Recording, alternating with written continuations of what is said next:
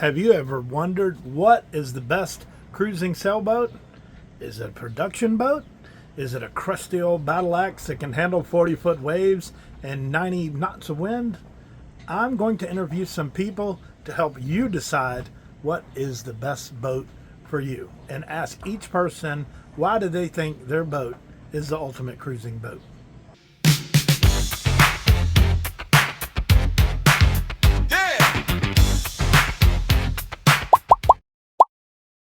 So Jimbo asked me why this crazy spaceship. What was behind our choice of our boat, which is so unique and peculiar, I guess, for so many of you. We got used to it already, and you know, in 10 years of living aboard, we absolutely love it. But why is it for us, and why is it not necessarily for everybody else? First of all, the boat is very wide. It's hard to maneuver in close quarters, so it is definitely not a boat that you want to own when you tend to sail over the weekend from a local marina. On the other hand, it is a perfect platform for people like us who just want to spend 90-something% of the time on the anchor in pretty places where the size doesn't really matter, and the maneuverability in close quarters doesn't really matter either. What does matter is that you're flat on anchor, even if it's a bit of a swell, and also you're very, very comfortable because you got so much space. I mean, the boat is 12 meters wide and 15 long, and the beam itself makes it super comfortable. So that's one aspect of it. Sailing wise, even though we sail only effectively a few percent of the time, it is a whole another strategy that we approach the weather with. The classical is that you build the boat as tough as possible to withstand anything, and the idea is that you get beat up but nothing breaks.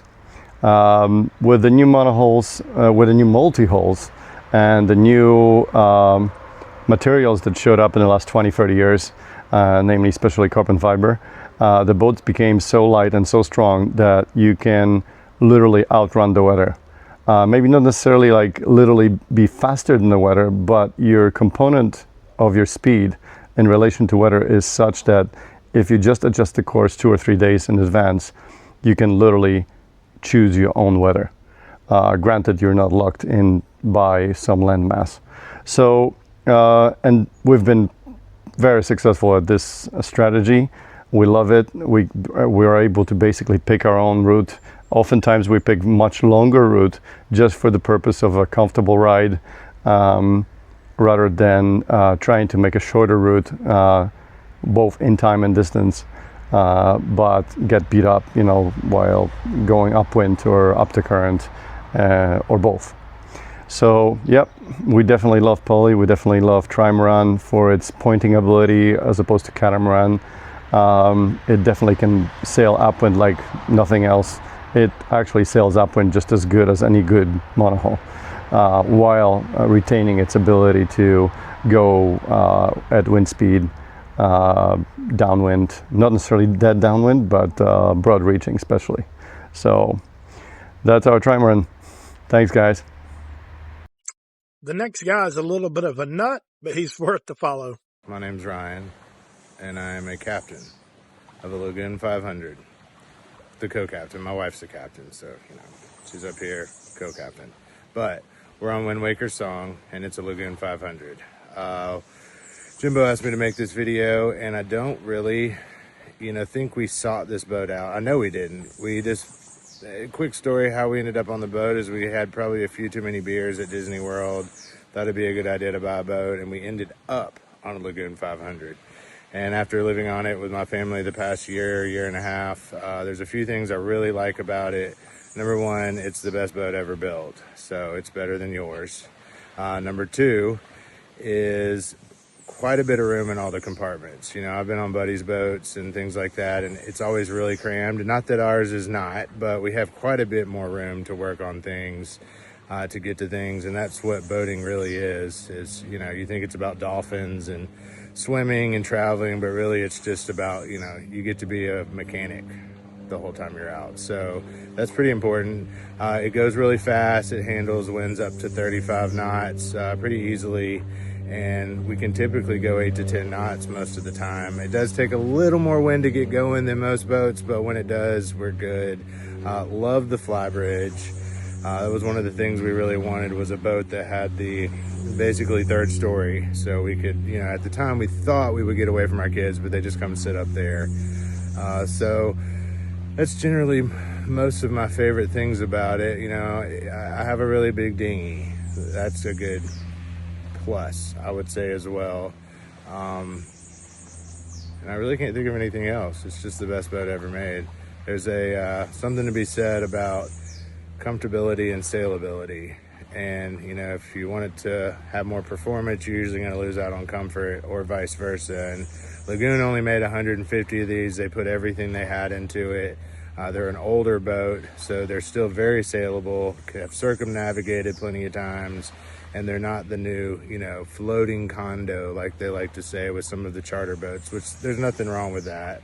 But it does have a very good balance of both comfortability and sailability, which is kind of hard to pull off, from my understanding. So anyway, that's my video. The last guy, he's a character. If you know Blaine.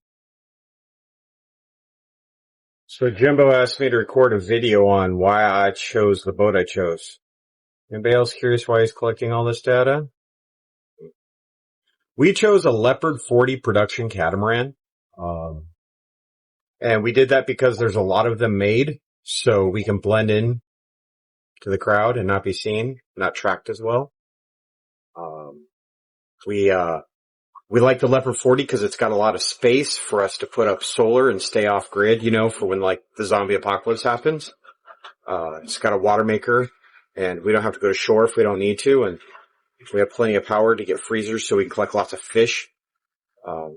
And when the aliens come down, we're not cramped into a really small quarters and on a slant when we're getting probed. And ultimately, the Leopard 40 is the best production cat out there because it fits the size requirements and the money requirements we had when we had it, which was very little.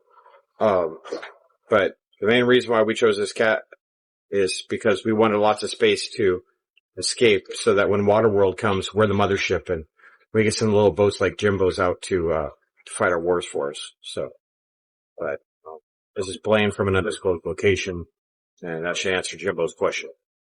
A special thanks to each of these guys for recording those videos for me. They're all really good friends, and you can tell one of them is much smarter than the other two. I'm not saying anything about Blaine and Ryan, the last two, but one is much, much smarter. Thank you for following. I appreciate you guys. I really do. Like and subscribe and hang out with us and see what it's like to be living on a sailboat with your family. Peace out.